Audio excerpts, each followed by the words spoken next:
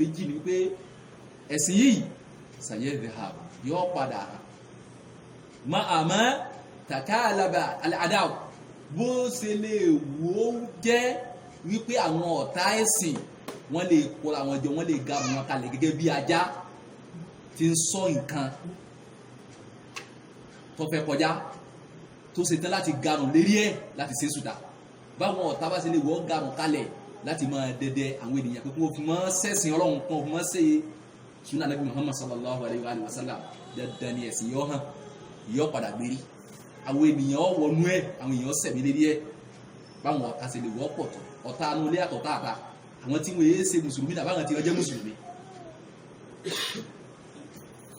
wà máhàmà wákọ̀fà dídáwó àdùsẹ́rù báwọn ẹni bí bá ṣe lè wọ́ ọmọ gbógun ti ẹ̀sìn yìí tó nípa àwọn ọ̀fẹ́jẹ́ kọ́ hàn náà ni súnà nábì àwọn ọ̀sáfẹ́jẹ́ gbérí náà ni bídí àtàwọn ti bá sábà táwọn ti mú lọ́kùnrin yìí òun náà fẹ́ máa sẹ̀mí lérí ẹ̀ lọ bí wọ́n bá ṣe lè wọ́ ọmọ dára wọn láàmú tó ẹ̀sìn yìí hàn ni fàyín náà wùsà yẹ́ dájúdájú ẹ̀sìn yìí sẹ́ tí ó padà hàn ní wayataghallab bí idhnillah kọ́dà yóò borí pẹ̀lú ìrọ̀lọ́wọ́ bá Allah qala Allahu jalla wa ala ọlọ́wọ́ bá ọba tí fi ń gbẹ̀gbẹ̀ tí fi ń gàdùgbò tó gara òun gan ló sàlàyé eléyìí nínú al-Qur'an al-Karim ọlọ́wọ́ bá ní huwa alladhi arsala rasulahu bil huda wa dinil haqq liyudhhirahu ala ad-dini kulli walau kariha al-mushrikun ọlọ́wọ́ bá subhanahu wa ta'ala ní òun ọlọ́wọ́ bá náà lòun múra òjíṣẹ́ wọn Ànábì Muhammad sallallahu alaihi wasallam lòun múra bil huda pẹ̀lú ọ̀nà mọ́ ìmọ̀ tó yẹ kúrò tí yóò fi ọlọ́wọ́ bá gbóyé tí yóò fi rẹ́sẹ̀ ọlọ́wọ́ bá gbóyé ọlọ́wọ́ fi fún Ànábì sallallahu alaihi wasallam wa dinil haqq ẹ̀sìn òdodo ọlọ́wọ́ fi Ànábì Muhammad sallallahu alaihi wasallam lẹ́yìn tá Ànábì ọmọ ṣeéṣẹ́ jẹ́ mọ̀ tàwọn ènìyàn sí lẹ́yìn yudhhirahu ala ad-dini kulli ẹ̀sìn òdodo yìí tọ́lọ́wọ́ fi Ànábì sallallahu alaihi wasallam ẹ̀sìn yìí ọlọ́wọ́ bá subhanahu wa ta'ala yóò wà fi borí gbogbo àwọn ẹ̀sìn táwọn yẹn máa ń sẹ̀mí lérí ẹ̀ tó yàtọ̀ sí Islam wala kariha al-mushrikun kódà kí àwọn ẹlẹ́bọ kún wọn kọjálẹ̀ pé àwọn ò fẹ́ jẹ́ kí Islam yìí kó gbérí ni ọlọ́wọ́ bá ní yóò borí gbogbo ẹ̀sìn táwọn èèyàn ń pè lẹ́sìn káwá bèèrè lọ́wọ́ ara wa lójú ayé Ànábì Muhammad sallallahu alaihi wasallam sí ẹ̀sìn Islam borí àbí ó borí bẹ́sẹ̀ Islam sì wá borí lákòókò gbà náà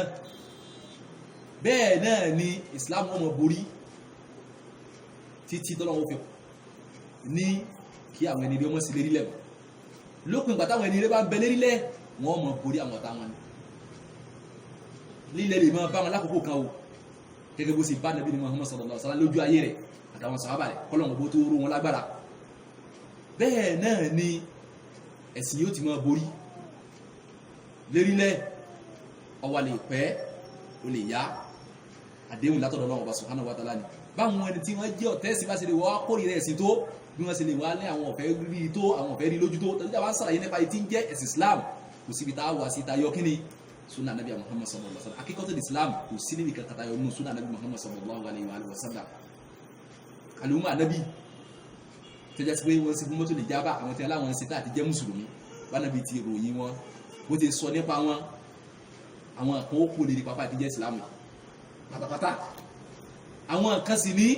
wọ́n sẹ́kù mú ìsìláàmù àmọ́ wò ní gbérí dúó lérí ìsìláàmù wò ní padà dúó lérí pápá ìsìláàmù ní ìpadà dúó léyìí tí ó là wọn tí wọ́n fi mérí bọ́ níbi ìjẹ́rù náà jọ́gbìn ìdí àlìkíyàmù fáwọn yìí ti wá wà bẹ́ẹ̀ làwọn kan ó tún wá wà táwọn wà á sí kíní tí wọ́n jẹ́ ẹni tí ó jẹ́ ẹni tí ó mọ̀ sẹ̀mí lérí pápá ìsìláàmù pàápàá súnà Nabi Muhammad sallallahu alaihi wasallam àwọn ọmọ yìí àwọn gan ni tí àwọn ń sàlàyé wọn pé Ọlọ́run Ọba subhanahu wa ta'ala yóò fi wọn forí lé nílẹ̀ súnà Nabi òun gan ń sàlàyé wípé Ọlọ́run Ọba subhanahu wa ta'ala yóò ní ọmọ jẹ gaba bákòókò bá tó pẹ̀lú ìyẹn Ọlọ́run Ọba fala budda an yadhhara adadin bi sultatihi wa nufudhi dandan ni ẹ̀sìn yìí tààmà sí ìlànà Nabi Muhammad sallallahu alaihi wasallam dandan ni kọjá sí wípé yóò hàn lérílẹ̀ pẹ̀lú agbára tọ́lọ́run bá subhanahu wa ta'ala tí ó rọ ẹ̀sìn yìí àti bí ẹ̀sìn yóò ṣe máa tàpapọ̀ láti àyè kan sáyè kan láti inú ìdílé kan sínú ìdílé kan bọ́lọ́run ó sì máa fàwọn èèyàn yọ níbẹ̀ gẹ́gẹ́ bí ó ti rinlẹ̀ nínú àdísà Nabi sallallahu alaihi wasallam ìpẹ́sìn yìí yóò padà sí kíni yóò padà dohun tí yóò padà gbérí tí yóò padà hàn kọ́dà yóò padà máa borí àwọn èèyàn tí wọ́n fẹ́ jẹ́ kí ó gbérí tí wọ́n fẹ́ jẹ́ kọ́ hàn ọlọ́wọ́n wa tẹ̀sí yìí ká bí izin azizi àwọn bèbè lè sẹ́lẹ̀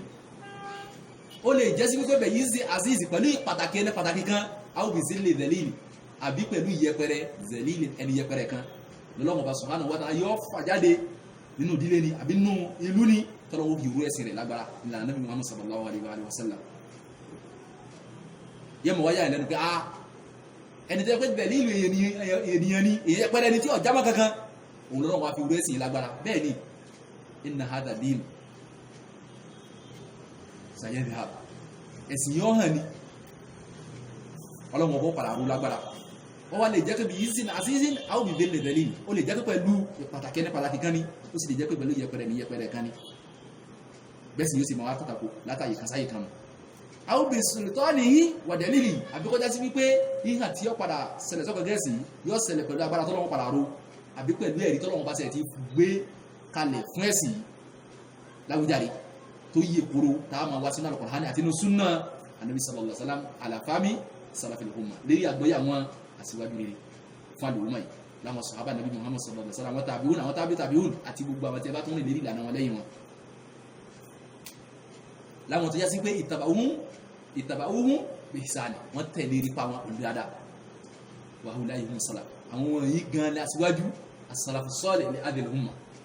aṣíwájú rere fún àlùmọ́ yìí ẹ̀rí Al-Qur'an ẹ̀rí súnà bẹ́ẹ̀ bá ti ń gbé gbójú pọ́nà àgbọ́yé wọn èyí ó fi borí gbogbo ẹnikẹ́ni tó bá já sí wípé wọ́n máa jẹ̀sìn yìí lógun wàwùdú èhì ọlọ́run ó rú ẹ̀sìn lágbára tí ó padà á fi hàn pẹ̀lú kó bẹ́sì yìí ṣe clear tó jí òrújú rárá àlámọ́ àláfà wúmìnà àdíyà ẹ̀sìn Islam ó bí adi tí ó borí lérí ohun tó bá takò tó yàtọ̀ sí nínú àwọn ìlànà ẹ̀sìn táwọn èèyàn sẹ̀mí lérí ẹ̀ tó yàtọ̀ sí ìlànà ẹ̀sìn Islam wà borí ẹ̀sìn Yahudi yóò borí Nasara tàbá wá ń sàlàyé tí ń jẹ́ Islam àníkóhun náà pàápàá rẹ̀ ní jẹ́ súnà Nabi sallallahu alaihi wasallam súnà Nabi náà bóhun ló ti wá borí gbogbo táwọn èèyàn ń pè ní kíni tí ń pè ní ìfẹ́ ẹnu táwọn ń pè lẹ́sìn gbogbo tí ń jẹ́ ìfẹ́ ẹnu táwọn èèyàn ń pè lẹ́sìn tí ń jẹ́ bídíà táwọn èèyàn ń pè lẹ́sìn súnà Nabi sallallahu alaihi wasallam ọlọ́run ó rò lágbára yóò wá borí gbogbo kíni gbogbo àwọn àwa àwọn bídà gbogbo àwọn fẹ́rà ronúkírònú táwọn èèyàn pín sí láwùjọ Islam tí wọ́n sẹ̀mí lérí ẹ̀ sunna Nabi sallallahu alaihi wasallam wàhálùhá àtàwọn tí wọ́n lè lérí ẹ́ wọ́n borí gbogbo àwọn fẹ́rákùnmí ìjọ mìíràn tí wọ́n bẹ nínú àwùjọ Islam tí wọ́n yàtọ̀ sí alùsùnà jama'a pẹ̀lú èyí tọ́nà ọba subhanahu wa ta'ala tí ó fi fún wọn lágbára tí ó fi rú wọn lágbára wàhálà man a'radahu min al-mu'aridin kọ́dá ìsìn yìí yóò borí gbogbo ẹnikẹ́ni tó bá fẹ́ máa tako nínú àwọn èèyàn tí wọ́n tako ẹ̀sìn Islam sunna Nabi sallallahu alaihi wasallam yóò borí gbogbo ẹni tó bá máa tako nínú àwọn èèyàn tí ń tako sunna fala budda an tattadiha al-haqiqatu amama al-uqala'i ma'a ma sayyafa al-a'da'u wa ma'a ma rawaju didda hadha din Sheikh Salih Fawzan bin Abdullah Fawzan hafidhahullah ta'ala wọ́n ní dandan ni òdodo yóò padà hàn níwájú àwọn tí a bá jẹ́ lọ́pọlọ pípé nínú àwọn ẹ̀dá bó ṣe lè wọ́pọ̀ tó àwọn tí wọ́n jẹ́ ọ̀tẹ́sìn tó yá sí wípé wọ́n mọ̀ rìsẹ́ntì ẹ̀sìn Islam ní nǹkan pàǹdà nǹkan tí èsì òríjínà tí èsì nǹkan tó bójúmu fáwọn ènìyàn báwọn ọ̀tẹ́sìn bí má ṣe lè wọ́ sọ ẹ̀sìn Islam ní pàǹdà fáwọn ènìyàn tó bó ṣe lè wọ́n sọ súnà Nábì kí wọ́n sọ di ohun kan tí ò bójúmu fáwọn ènìyàn tó lókùn gbà tó yá sí pé òdodo ni yóò padà di ohun tí ó hàn sí àwọn ènìyàn táwọn èèyàn máa sẹ̀mí lérí ẹ̀ láwọn tí wọ́n jó lákàyè ènìyàn ẹ̀rí pé gbogbo ènìyàn tí máa ń ṣe súnà Nábì sallallahu alaihi wasallam yìí jẹ́ni tí wọ́n máa ń gbọ́ àfi yọ̀bá sẹ̀mí lérí pápá súnà Nábì lókù bóyá èèyàn sẹ̀mí lérí àti ètò núẹ̀sì àbí èèyàn sẹ̀mí lérí àti ìdúnẹ́sì irú àwọn èèyàn bẹ́ẹ̀ ẹ̀ máa rí gbọ́ ọ̀nù gbèsè ayé wọn àmọ́ kí èèyàn sẹ̀mí lérí pápá súnà Nábì sallallahu alaihi wasallam lákàyè yóò mú náà dóko ìmúnádóko tó jiná ni o ní jiná níbàámu pẹ̀lú wuduhul aql lákàyè tí farabalẹ̀ wà fún salamatu tafakkur bí ó bá ronú ìrònú rẹ̀ ó sùn wọn ò ní jẹ́ dèdèrè ènìyàn tó já sí wípé àwọn èèyàn kan máa wá fà gọ́gọ́ wọ́n máa darí lọ lè bá ohun tí wọ́n bá ti pè sí àbí tẹ́ bá ti fẹ́ máa fà á sí òbí rí bẹ́ẹ̀ yóò jẹni tó yẹ sí wípé kún ó tó bí ọ̀rọ̀ kalẹ̀ sọ́dọ̀ rẹ̀ gan ọmọ ọkọ̀ ọmọ òwò dáadáa ìgbẹ́ à tí ta fẹ́ sọ fẹ́ nìyí tí ó jẹ báyìí wọ́n mọ̀ ronú sí dáadáa tààrà mo tó níwájú ẹ̀ yàtọ̀ sí pé bóyá lọ́kàn dàrọ̀ sí rọ́ọ̀fù torí wípé ní a bá gbé wá fún nírújú tí ó fi bíwó ìtì bẹ̀ níwájú ẹ̀ tí a bá gbé wá fún nínú nǹkan tí ò súnwọ̀n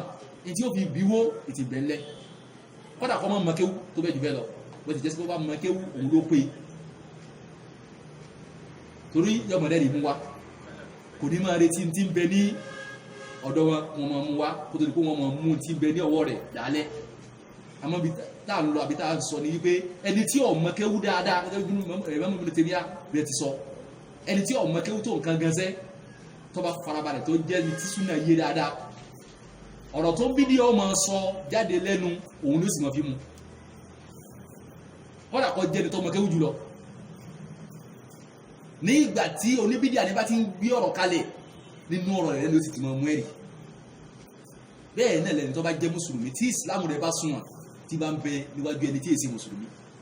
wọ́n bá farabalẹ̀ fún dáadáa tí bá ti ń gbé ọ̀rọ̀ kalẹ̀ nínú ọ̀rọ̀ rẹ̀ náà ló ti ṣe kíni ló ti máa mú ẹ̀rí láti máa fi tako wàhálà kàtà sunna bí sunna náà sì wá rí mu ẹ̀rí wípé ọ̀pọ̀lọpọ̀ ènìyàn tí ń lọlé ológun tí wọ́n lọlé ẹlẹ́bọ kọ́dà kí wọ́n jẹ́ pòfẹ́sọ́ kí wọ́n jẹ́ dókítọ́ ẹ̀rí pé làákàyè wọn yìí sùn làákàyè wọn kìí pé rárá wọ́n gọ́ jọjọ ọ̀pọ̀lọpọ̀ ẹni tí ń ṣe bídíà náà bó ti rí náà nípa gbogbo bídíà èèyàn sẹ́ lè jẹ́ni tó gbọ́n kó ṣe bídíà kúrò lè mọ kéwú àmọ́ níjọ́ tí Ọlọ́run bá subhanahu wa ta'ala bá sí níyé tí làákàyè rẹ̀ bá pé tọpọlọ rẹ̀ bá pé tọ́lọ́ bá ní kó rí súná gbà tán subhanallahil azim gbogbo àwọn nǹkan tó já sí pé kèérí gbọ́yé tẹ́lẹ̀ kèérí rò tẹ́lẹ̀ làákàyè rẹ̀ wọn á sí kíni yọmọ wá sílẹ̀ fún wọn ni Allahu Akbar ẹ̀dá pẹ̀lú bá a ṣe mọ̀wé tó wọ́n sì wá sọ wá dẹ́ran wọ́n sì wá fà wá gọ́ọ̀gọ́ ẹ mọ̀ wá bèèrè lọ́wọ́ rẹ̀ pé tẹ́ ẹ̀sẹ̀ gba dókítọ̀ ní abẹ́ ẹ̀sẹ̀ gba pòfẹ́sọ̀ àtànáà ní ẹ ti gba dókítọ̀ ẹ ti gba pòfẹ́sọ̀ yìí bọ̀tí kí ló jẹ́ rí ròǹgbà náà òun náà wà ní kò yé mi bẹ́ẹ̀ náà làwọn olówó ẹni tó lówó tí làákàyè ń bẹ fún tọ́pọ̀lọ́ rẹ̀ yàní tó mú bèrèbèrè tí fi ń sọ náírà kan di 1000 tí fi ń sọ 1000 di 1 million tí fi ń sọ 1 million di trillion làákàyè nì látara pé kò pé kò súnwọ̀n òun náà ó fi máa gbé bọ́ fún tí ó sì máa gbà lọ́wọ́ wọn òun náà ó fi máa gbé bídíà fún lẹ́sìn yóò sì máa gbà lọ́wọ́ wọn àmọ́jẹ́ tọ́nà bá sànú ẹ̀ subhanallah tí súnà bá yé tán ẹ̀rí làákàyè lọ́wọ́ wáyé yẹ wàá fẹ́ ọpọlọ rẹ̀ wà sílẹ̀ bẹ́ẹ̀ni kan bá ti wá sọ́dọ̀ rẹ̀ bá ti fẹ́ máa pé funfun ní dúdú fún tó fẹ́ máa pé ẹbọ lẹ́sìn fún tó fẹ́ máa pé bídíà ní súnà fún yẹ́ mọ̀ sọ fún wọn ni pé àbá ẹ̀dàkùn tó bí tọ́lọ́run ẹ̀fẹ̀rí jì mí tó bá ikú lẹ̀ bá ń wá tẹ́ bá fẹ́ ké ìbùn yí lówó ẹ̀ lọ bí tẹ́ bá ń lọ ẹ̀dàkùn ẹ̀mọ́ wulẹ̀ sí kíni ẹ̀mọ́ tó gé mi mọ́ ẹ̀ máa sọ̀rọ̀ lọ bí tẹ́ ń sọ̀rọ̀ lọ ni because bí tẹ́ ń sọ̀rọ̀ lọ ni ẹ̀ tí kólẹ̀ mo ti mọ bí tẹ́ ń lọ ẹ̀ wá nǹkan mi sọ lákàyè ló kún gbà náà nígbà tí súnà bá ti dé sínú ìgbésí ayé àmọ́ bí o bá ti súnà nínú ìgbésí ayé yọ gọ̀. أتزعمون يا أهل السنة أن الحق عندكم وحدكم؟ نقول نعم ولا خطابة.